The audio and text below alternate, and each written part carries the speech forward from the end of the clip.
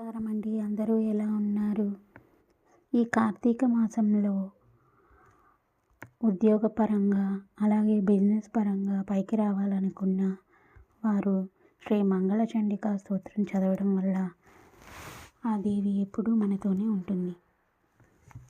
శ్రీ మంగళ చండికా స్తోత్రం.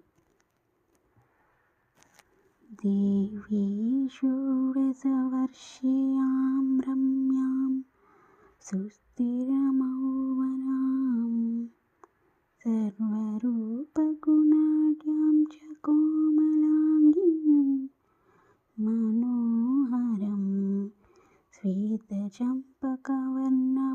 చంద్రకోటిసమప్రభం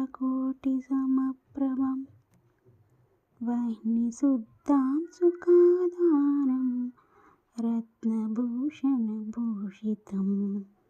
బిభ్రతిం కంబరీభారం మల్లికామాల్యభూషితం బింబోష్టం సుదతిం సుధాం శరత్పద్భవనిభావనం ఈషద్యాసప్రసన్యాం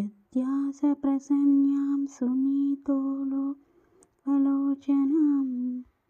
జగదాత్రీం చ దాత్రీ చ సర్వేభ్యః సర్వసంపదాం సంసారసాగరే ఘోరే పోతురపాం వరాం భజే దేవ్యాశ్చ ధ్యానమిత్యేవ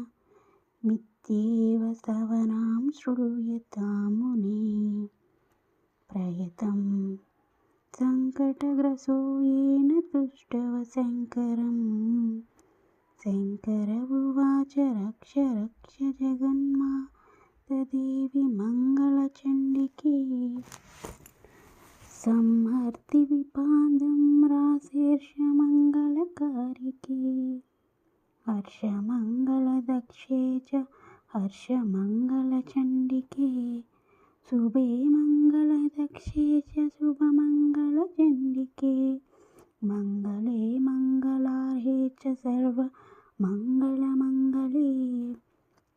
సతాం మంగళదేవి సర్వేషాం మంగళాయే పూజ్య మంగళవారే చ మంగళభీష్టదైవతే పూజ్యే మంగళభూపస్య మనువంశ్య సతంతం మంగళాదీష్టప్రీతదేవి మంగళానాం చ మంగళే సంసారమంగళదారే మోక్షమంగళదాయిని సారే చ మంగళధారే పారే త్వం స్వర్ణకర్మాణం ప్రతిమంగళవారే చ పూజ్యేత్యం మంగళప్రదే స్తోత్రేణ నేశ శంభోశ్చ స్తుత్వా మంగళచండికాం ప్రతిమంగళవారే చ పూజం కృత్యాగతం శివం దేవాశ మంగళస్తోత్రం యం శృణోతి సమాహితా